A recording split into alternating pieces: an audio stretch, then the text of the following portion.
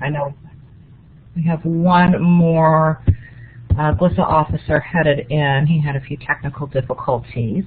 I'm glad to see people here. This is exciting. And before I forget, as you can tell by the picture, I'm Heather Jones. I'm the current GLISA president this year. And we are headed into our transition, and we have a couple new officers who will be coming in, and a couple of us will be leaving, so y'all will see information on that soon. And as soon as Alex shows up, I really want to wait for him to get in here in case he has any other questions. I do want to say before we officially get started, if you have questions, go ahead and type them in the text box unless you think it's something that would be easier to address by asking the question via the talk button. And if you have those kind of questions, the really wordy long ones like I tend to have, I ask you to go ahead and hold those to the end. And there's Alex. So we've got all of our officers here that can make it tonight. All right, I officially want to welcome you guys to our Spring 2018 webinar number 3 Practicum panel.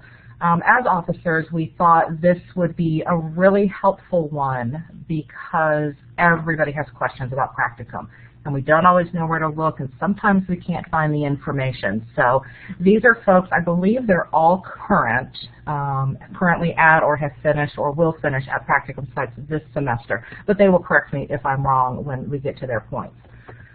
So just for procedural information, we are not going to be using video tonight because we feel that it slows down transition time, and sometimes it makes voices choppy, and there's just too much technical difficulties that could happen. So we're not going to use video.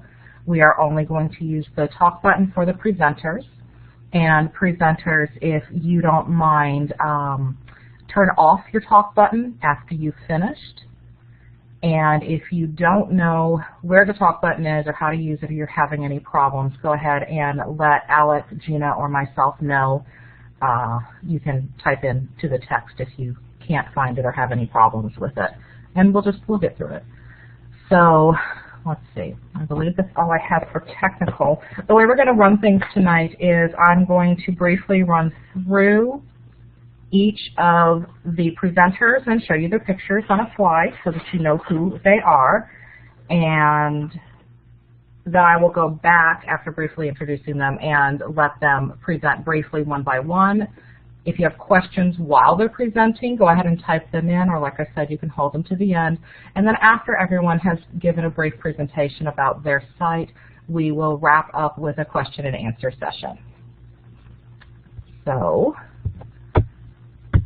there we go. Have to remember how to use this. Presenting tonight we have Gina, and she is our current GLISA secretary, and she's been very instrumental in getting a lot of this information together and coordinating. So, you know, that's always, Gina's amazing. She really is. She is one of our school librarians.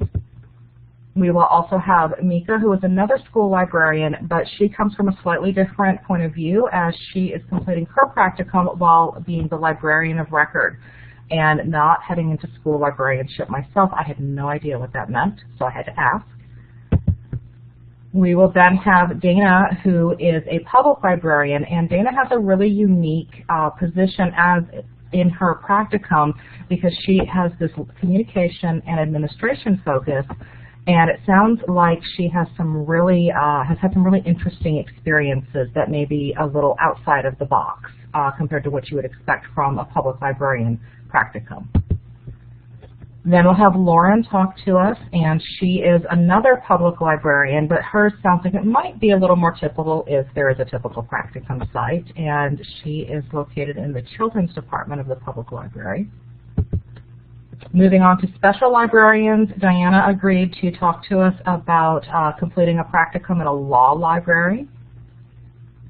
Sorry, we couldn't find a medical librarian, and we were getting a little long on our panel, so we kind of thought we'll just go with law here.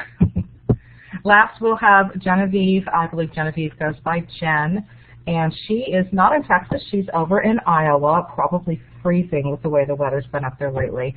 And she is our academic library representative, completing her practicum in a community college library.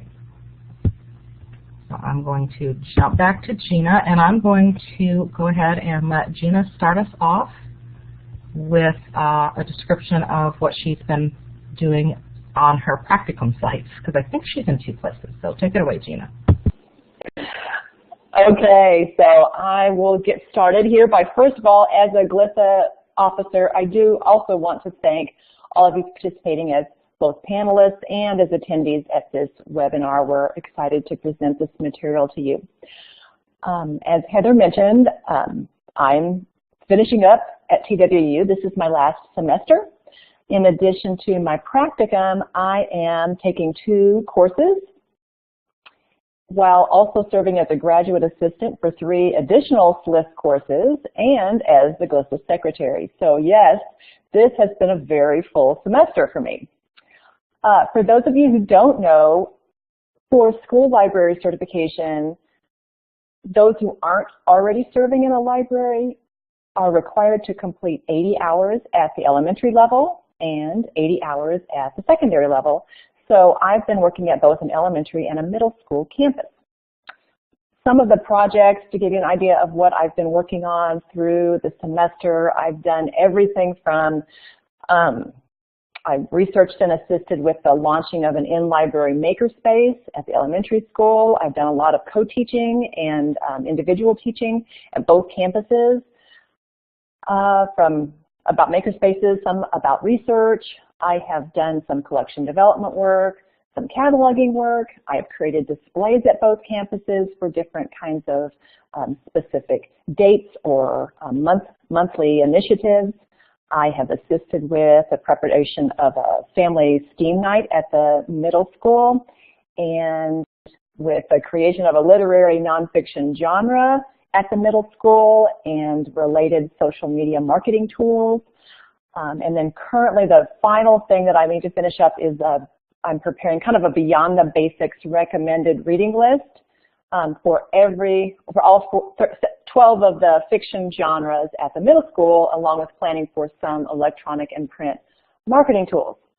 So I also want to say that I have thoroughly enjoyed the practicum experience, and if anything, I feel more prepared. I don't think anyone's going to ever feel completely prepared, but it has made me really eager to be in a library of my own, hopefully very soon. So that is all I have to say for now. Hope you have some questions. Great, thank you, Gina. That's fantastic. All right, let's go ahead and we'll continue with school librarians. And we have Mika, who is a librarian of record. And I actually have a question right off the bat that I hope Mika will address as she speaks. But I would like to know what the difference is between what Mika's doing as librarian of record is versus what Gina's doing. So whenever you're ready, Mika, take it away. Well, hello, everyone. That's an awesome question, so I'm glad you were able to just go ahead and throw that in there because that kind of gets me going because I'm not good at this kind of stuff. But so yes, I am a school librarian. I am a librarian of record. So my situation is similar to Gina's, but I'm actually hired as a librarian. I'm not working at another school and then having to come in and do my practicum at 2 separate sites like Gina is. I actually was hired as a librarian in August of this year, so I worked, I guess, 1 full semester before I actually started my practicum this semester. So I really have enjoyed the experience because it's given me, I guess, well, let me start over. I came from working in the classroom. So last year I was a 4th grade teacher. So I was very concerned about having to work as a teacher and do my practicum on top of that because I was going to have to take, right now I'm taking 2 classes plus my practicum. So with that and trying to work in the classroom, I was just very concerned about having to get all of that done at the same time. So I guess I just really feel good about the fact that I am able to just work I mean, it's just my job, so I'm pretty much working all day, but I'm earning my practicum hours. It's still the same number of hours. I still have to have, what is it, I think 120 hours in order, or 160 hours by the end of the semester, but I work 8 hours a day, so the hours that I work are going toward my practicum hours. I really am blessed to have a really good campus that I work at. My principal is very, she's pretty lax in what it is that, you know, she allows me to do. She just lets me, I'm sorry, Gina, I was trying to read what you were saying. She pretty much just gives me the go-ahead to do whatever it is I want to do, so I kind of work with the ELA teachers and get us, I do my library lessons based on what it is that they need, and then I also kind of look at what is just big at the time and what the kids are interested in, so I try to incorporate some makerspace. And I mean, I'm really just kind of feeling my way around right now, but I really feel like it's been a blessing to be able to work as a librarian of record at the time in order to get through this semester. Awesome, thank you. That makes a lot more sense to me now. I'm trying to look for Gina talking some more here. Okay, there we go. She's saying all nice things. That was awesome, Mika, thank you. We are going to slightly switch gears and move on to Dana, who is one of our public librarian representatives. And I'm really excited to hear what she has to say because she came to us as a recommendation from one of our instructors. So Dana, if you're ready, go ahead and press talk and I will give you the floor. Hi everyone, I'm Dana Williams. I've been doing my practicum at the Austin Public Library, and I am in the Office of Partnerships and Programs, which basically means I am working with the Public Information Officer. So in addition to press releases and meeting with the media and photo requests and those kinds of things that happen at the Central Library, which is a brand new library that just opened after like 6 years of construction last October, and it has a brand new library director. And so there are a lot of really exciting new things happening in that situation.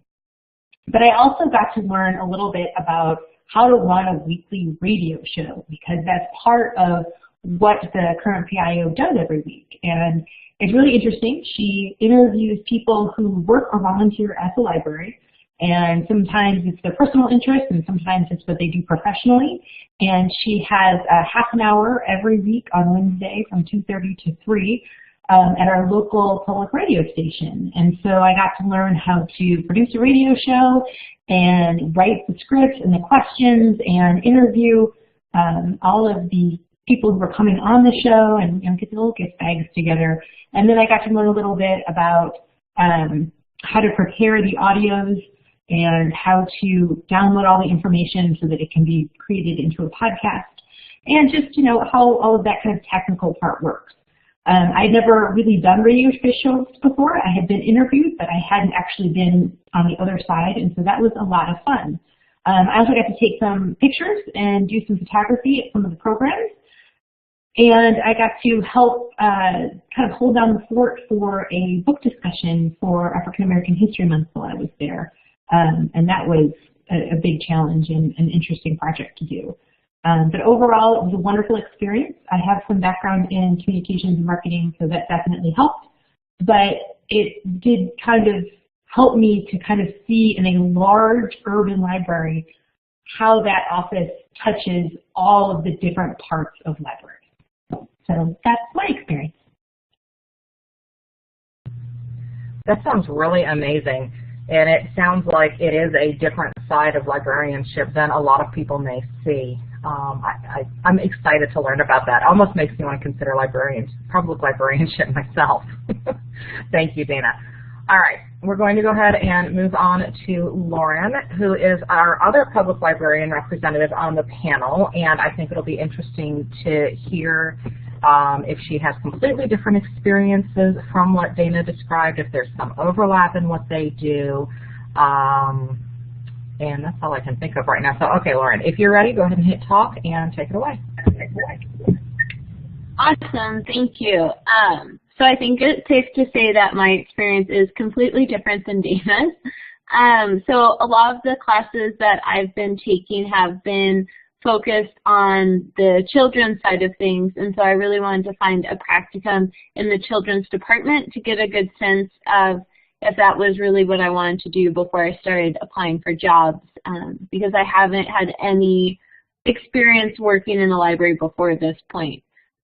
So I found the opportunity to do a practicum through the Arlington Public Library with the children's department. So I go to 4 different daycare centers bi-weekly and do story times for 3- and 4-year-olds. At the beginning, they had sort of boxes and guided story time set up, and then after a couple of those, I've started creating my own every 2 weeks and doing those story times, which has been a lot of fun. I spend a couple hours every week in the cataloging department, mainly fulfilling a 1,000 books before kindergarten grant that the library received and that they're trying to get out this spring. And then I've also spent a couple hours every week observing the reference desk in the children's department, which has given me a lot of insight into kind of the day-to-day, what's happening at the library, what's happening in the children's department. For part of it, it's usually pretty quiet, and then another part, there's a weekly program, and there's a ton of kids and parents in there asking for books and all that, so that's been really great to see. And then I've also just been going to different programs throughout the week that sound interesting or things I don't know as much about, like STEM programs. I've gone to a bunch of different librarian story times. It's a really big library system. They have many branches, and their librarians all move throughout all the branches, so there's plenty to see. And then I've also helped plan and organize some crafts and different things for bigger programs. They had LD in the courtyard on a recent Saturday and the Teddy Bear Carnival, and basically playing with lots of children and handing out stickers and leading crafts. So it's been a lot of fun. Thank you, Lauren. That does sound very different from Dana's experience. But if you like kids, that sounds like a really, really varied job, especially since you go around between libraries. I find that interesting. All right, I can use this properly. There we go. All right, so next up we have Diana, and she is all alone here in the special librarian category, and she is representing a law library for us. So I'm interested to hear, again, how different this is, since we seem to be kind of covering the spectrum here. So Diana, if you are ready and the kids are settled, go ahead and jump on for me here.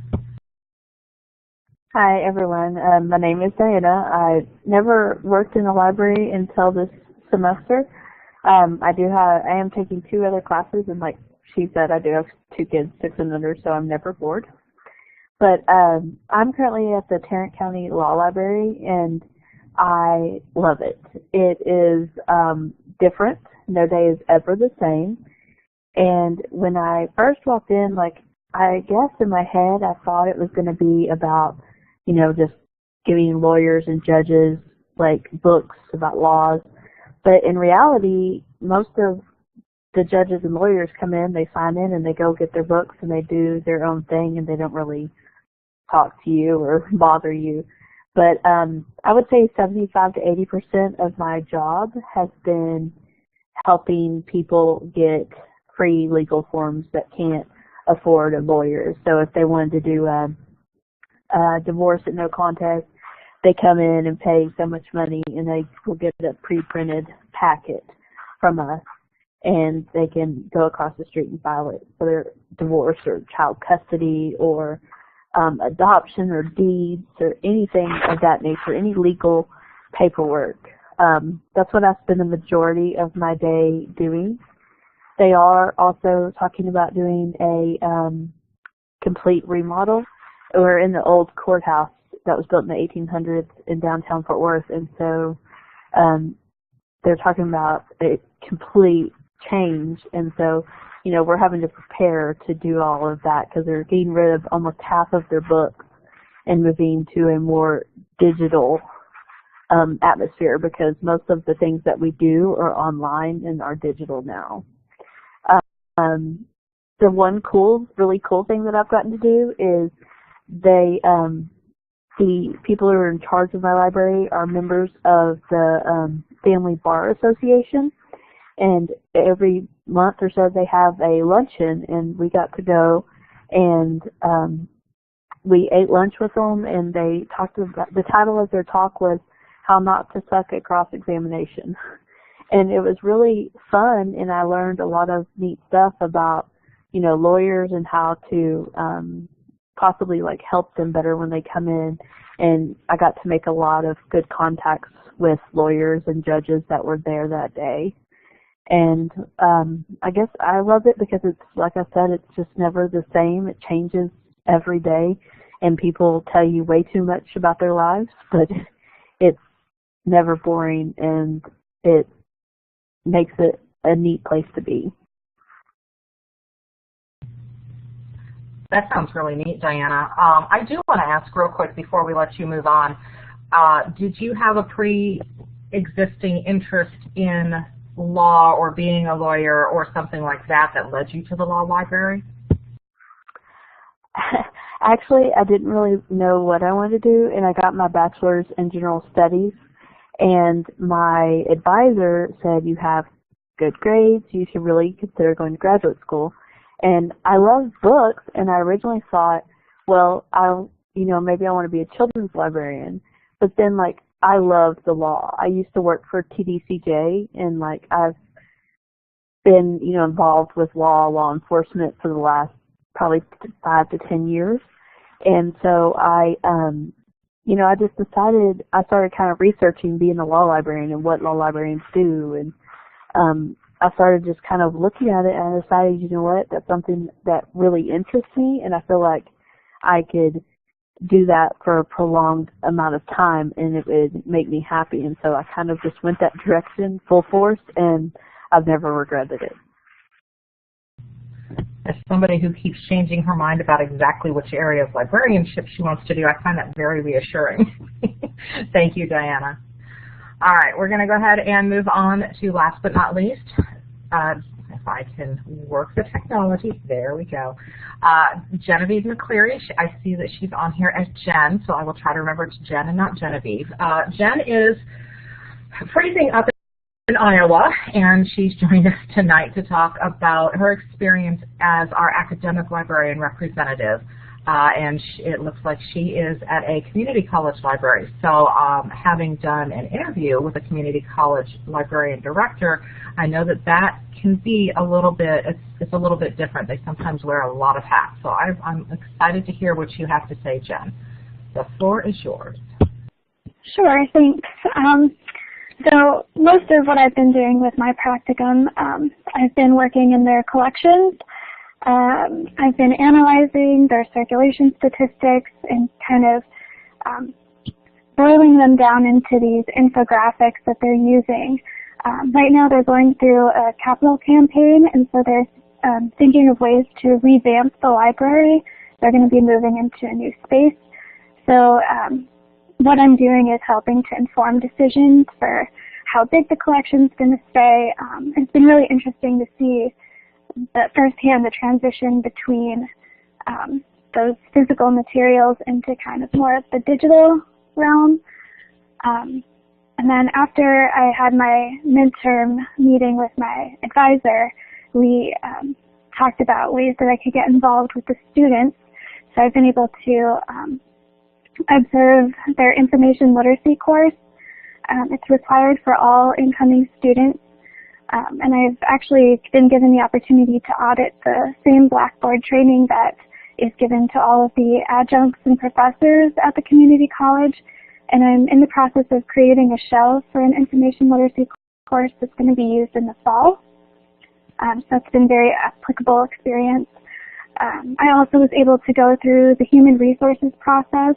They allowed me to do a mock application, an interview, and then a teaching demonstration, which I had never gone through an academic hiring process before, so that was incredibly informational. It's a lot longer than applying for regular jobs. And then I was also able to attend their professional development days, so I met most of the faculty and staff and got to see what community resources are available to their students. I'm working at the urban campus, which is one of the smaller locations, and the population tends to be different than the population at the main campus. So it was really interesting to see the different ways that their students need to be supported. And so that's what I'm doing. Thank you, Jen. That all sounds really great.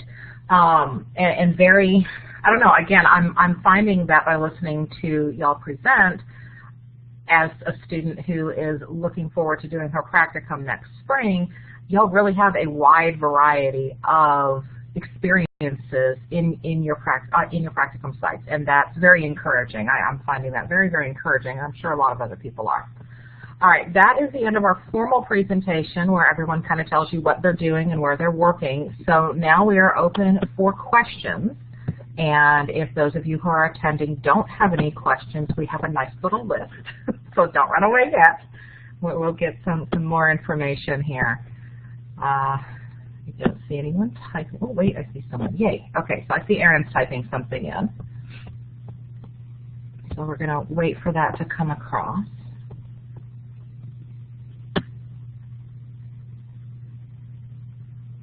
And more than one of you can type at a time.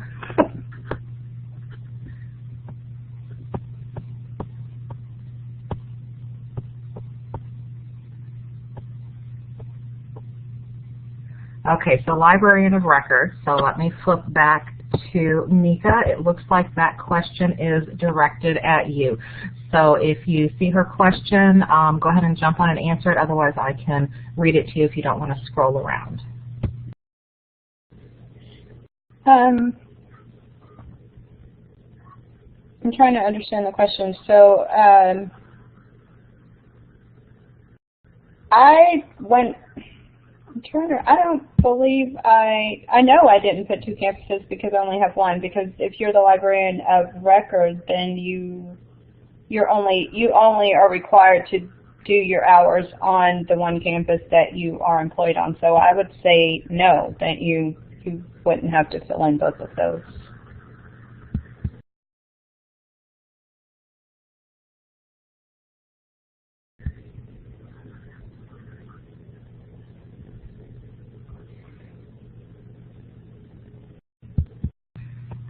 I think I might be able to clarify a little bit for you, Erin and Mika. Correct me if I'm wrong here also. I see that we have our practice. I'm not sure what your title is, Kelly. I know you run all the practicum things. So I guess maybe you oversee everything. I haven't done my homework yet, so I know what you do. I just don't know what your title is.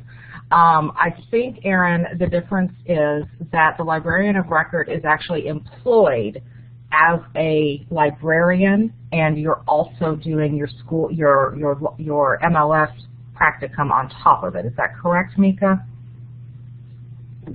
Yes, that's right. Okay.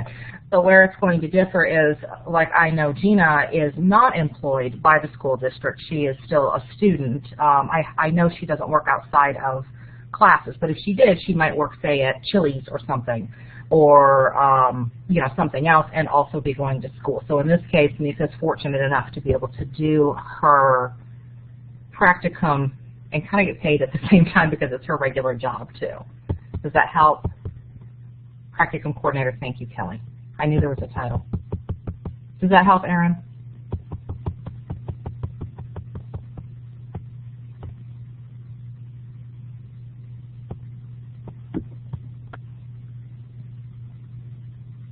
All right, I'm missing something here. Oh, there we go. All right, so Erin has one other follow-up. Are there extra tasks or projects that you have to do while working as LOR? No, I don't have to do anything extra. I do the same assignments that are required for everyone else. I know when I'm completing the forms. They usually have one separate for librarian of record and then another one. So I just complete the forms for librarian of record. But no, there are no other extra duties or anything that I have to do. Okay. Thank you very much, Nika, and thank you for your questions, Erin. Okay, I see that Gina's jumped in and says that she can answer Amy's question. So go for it, Gina. Well, Amy's question was related to what if you are a school teacher and you're getting your your librarian certification, which requires the practicum. I know someone who was doing this semester, and I asked the same question. I was like, oh my goodness, how in the world do you do this? And because, you know, she's at school all day. Well, she's made arrangements for doing her practicum with the librarian at her school site. So I don't know if that's always the way it is, but that's the way it is for her. And with the middle school that is right next door. So again, her setup might be different than yours. But the way she manages those hours is that she goes and spends time working and doing things before school. She does them during her lunch period, and she does them after school or for evening events when the library hosts different things or has extended hours. So that's how she's managing it, and that's all I know.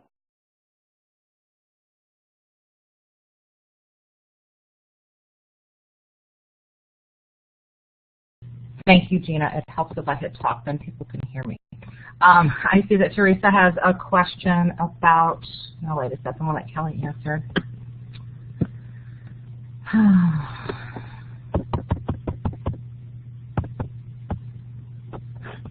And I'm having scrolling difficulties. This is fun. Kelly is saying that basically that there's maybe in the work some plan to split practicum over 2 semesters for those people who are serving as teachers and are needing to get their practicum in. I also heard of another student who was completing her school library practicum over the summer. She was doing it through, some people do it through like summer school, but then another one who was doing it at the very end of the semester, but basically in June, she was going to get all of her hours in a very short period of time, and technically it would count toward being in the summer because the spring semester would be over. So I think they work with you to find what would be best for your specific situation. That would make sense. All right, we have a question from Teresa, and I think she posted 2 here. One is, after the application is submitted, when will you know who your coordinator is? And then she also says, I was told there is a portfolio to complete. So, Kelly, do you think you could answer that? I think you might actually be the best person, although I see Dana says she can talk about the portfolio. All right, let me switch over to Dana real quick, and if you don't mind, Dana, why don't you talk to us about the portfolio that Teresa asked about? Sure. I can also talk a little bit about the coordinator situation. That would be awesome. Thank you. Yeah, so there's 2 different sections when you apply for your practicum. You will have a site coordinator, who is the person at the library that is kind of your mentor guide. And you are responsible for finding that person, or at least I was for public libraries. So at the time I had volunteered at the Austin Public Library for 1.5 years, and I went to my branch manager and I said, hi, I'm in library school at TWU, because he was also a TWU graduate. And I said, could you help me find a place within the library system where my skills might be beneficial for my practicum? And so he took my resume and he floated it around. And I actually got requested by the public information officer because of my prior experience. And so that's how I found that coordinator person. And then there's some paperwork that Kelly will give you and send to that site coordinator to, agree that this is what's going to happen, this is how many hours you're working. These are the kinds of things that they want you to learn in terms of professional competencies while you're there, and will they be responsible and be your teacher while you are with them. The other part of this is finding a professor that is going to be your advisor. And when you do that, you want to find a professor that might gel with what you want to do. So for me, I had a professor for my management class who she kind of got me, and we had a good relationship, and I knew that she was going to be very organized and upfront about everything that needed to be done, and I loved that about her. So I approached her and asked her if she would serve as my advisor, and she agreed. And so then I had an advisor and a site coordinator, and then all the paperwork went together, and that all worked out. As for the portfolio, it's a final exam portfolio. It is not part of your practicum. It is something you have to take after you accomplish 24 hours in the program. And what happens is they open it up. I did it this spring. They opened up a portfolio part of Blackboard at the end of February, and you got 3 weeks to basically write a couple of essays about some experiences. And one was related to what your professional competencies will be moving forward as a librarian along with your career path is planned to be. And the other one was actually taking 3 pieces of work that you did over the whole program and talking about how those elements of those projects actually reflect well on the competencies of being a librarianship. And when I say competencies, I mean the ones put forth by the American Library Association or several of their individual groups, so that you can kind of show that you've given some thought to the deeper meaning of your experiences. Now, the difficult part of this, kind of like Mika, is that a lot of us work part-time or full-time. We are part-time or full-time students. We are often parents or have other responsibilities, plus we're working extra at a practicum, and we're doing a portfolio exam. So I would give some consideration on how you might best be able to deal with that. I kind of did everything all at the same time this semester, and I would not necessarily probably repeat that if I had the choice.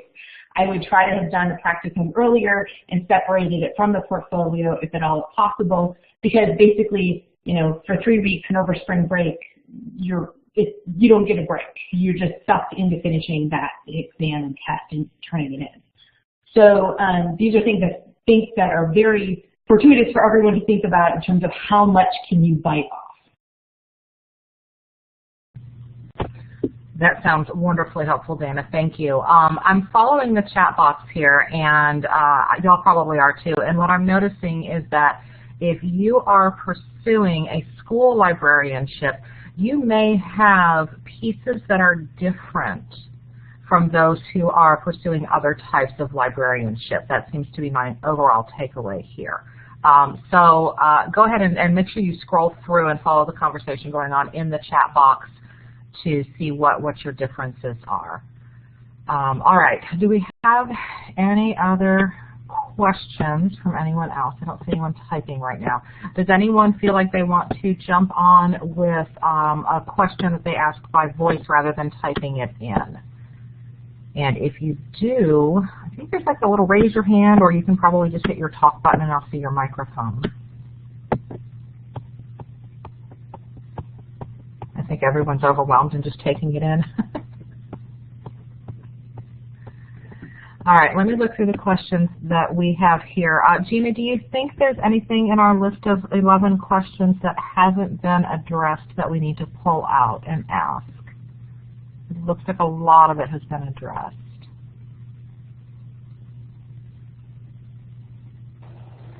Just a sec, I don't actually have that list open. I've got too many other things open. Just a sec. Yeah, I understand that. Or Alex, because I know you've got the list also, or you were on the list earlier. Do you see anything on there that we didn't cover? I'm not seeing anything we didn't cover. We actually asked most of the questions, I believe.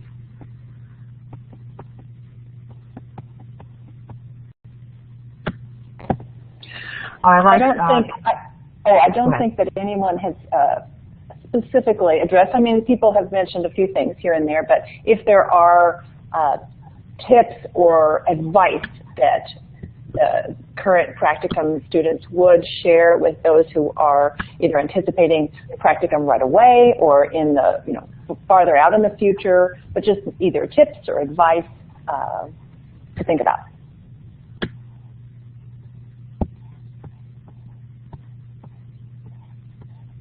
This is Diana, and just the one tip I have is I'm going to tell on myself here, and I'll, beg for mercy later, but I did not read through it as thoroughly as I should have, and I did not realize all the preparing I needed to do about, finding an advisor and calling different sites, and sometimes, you have to apply to 2 different sites, like someone said earlier, and one of them never called me back. And honestly, the way I fell in with the Tarrant County Law Library is I was doing a paper for my collection development class, and I went there for help with my paper. And I really got along with the leader of the library, and she was a TWU grad. 2 of the people at the library are TWU grads.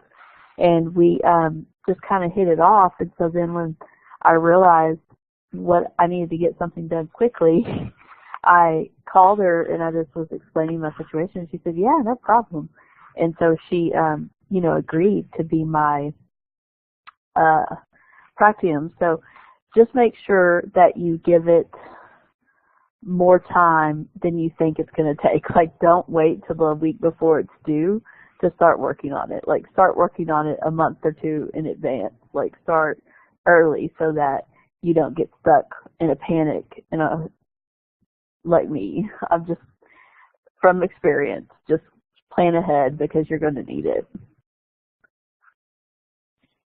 Yeah, this is Lauren. I'll second that. I, leading up to the practicum, had been very concerned about finding a place to do it, and I saw something from the person who became my site supervisor last summer on the Cassandra listserv, just posting something about looking for volunteers for their outreach storytime program.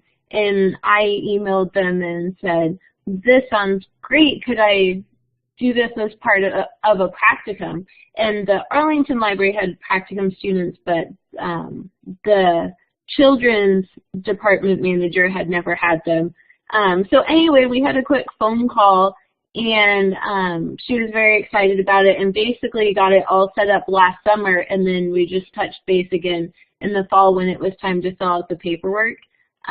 So if I had not seen that come across, I probably wouldn't have ended up in such good specific focus for what I was hoping to do. I might have just ended up generically in a public library, and having been in the children's department, I now have much better experiences to put on my resume and go forth trying to find a children's job. So I just definitely second starting as far in advance as you can. That's really fantastic from both of you, and very much appreciated. I'm sure y'all are not the only ones who didn't start far enough ahead of time. That's part of why we wanted to do this practicum panel, is to tell people, hey, it'll be here before you know it. How can you avoid that last minute panic, if at all possible? I mean, you may not be able to, but this will at least give them a start, hopefully. All right, anyone else have any other questions? Yeah, I don't have a question, but I will emphasize something that Kelly has typed there, that she does keep updated on opportunities that she's aware of, that either districts or different libraries around the state especially, but in the other places too, where either they've had students before or they're wanting students. I posted earlier an announcement, a request I received when they heard about this webinar we were going to have, to let people know about, thinking about smaller libraries too. And I have posted that announcement once, and I'll post it again at the end of this webinar. But there are libraries out there who would love to have practicum students, but all of them are not necessarily going to be listed in the practicum organization. So do some digging, look around, and find places where you're comfortable. Lauren Lauren's example is a good one, that she'd had experience and that she saw opportunities to, get a taste of something, because you're going to be spending a lot of time there. So it would be best if it's a place that you are comfortable, that you either have a good connection with the site supervisor, the librarian who is working there, or the different staff members, and if they feel open to working with someone. And just because someone has not had a practicum student before doesn't mean they would not be a good site. So you can kind of work through the experience together, because if there's anything I know that I don't think there's any perfect practicum where everything goes smoothly and everybody knows what they're doing. You're all kind of learning in the process. So everybody's learning. I would also add to that, I think it's a good idea maybe to start volunteering at a place where you're interested in before you go in and ask them for favors. I was originally a volunteer at a public library, and I got hired on right before my practicum, so I wasn't able to complete my practicum there due to their HR rules. But with the connections that I made there, I got connected to the academic library. And so I think it's important to be present in the community, go to professional development opportunities, join things like GLISA and TLA. I think those things help you get your foot in the door. Those are very good points, Jen. I appreciate that. All right, anyone else have any other questions? All right, if not, well, you've already gone ahead to our last slide here. Thank you. You can see that this last slide has a list of resources on it for you guys to reach out. You see Kelly's contact information there. And again, currently on Blackboard, there's a folder you can dig through about practicum information. I know I've popped into there a couple of times and been very overwhelmed, so I'm taking it in small bites. And I don't know where we are in the move from Blackboard to Canvas. I'm sure we'll get information about that. And our goal at GLISA is one of our goals at GLISA is to help you guys find information. We don't always know everything, but we're very good at asking questions. So that's something that GLISA in general, regardless of who's in charge, is going to be good at, is helping you find that information. All right, if there is nothing else, then I believe we are done for the evening. If there's anything else, Alec or Gina, jump on and let me know. Otherwise, we are going to wrap it up. And there should be, for those who had technical difficulties or came on late, as usual with Blackboard, the recording should be available within 24 hours, and one of us will send out the announcement when it is available, because I know there were some people who had class conflicts tonight and weren't able to attend who may have been interested. And we appreciate not only our panelists, thank you very, very much, panelists. I'm so excited. We've got so many people and we covered all of the areas.